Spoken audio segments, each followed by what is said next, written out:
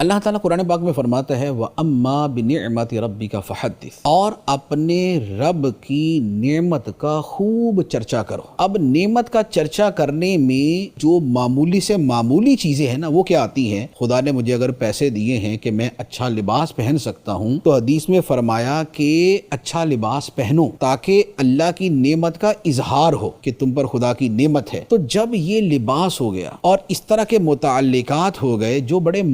معمولی سے ہیں، جب ان میں اللہ کی نعمت کے اظہار کا حکم ہے تو وہ نعمت کہ لا ورب العرش جس کو جو ملا ان سے ملا، بٹتی ہے کونین میں نعمت رسول اللہ کی، اور دیکھنی ہے حشر میں عزت رسول اللہ کی، اور ہے خلیل اللہ کو حاجت رسول اللہ کی، اور وہ جہنم میں گیا جو ان سے مستغنی ہوا۔ تو جو کائنات کی سب سے بڑی نعمت ہے اور جو کائنات کی سب سے عظیم نعمت ہے، تو اب بتائیے کہ کیا اس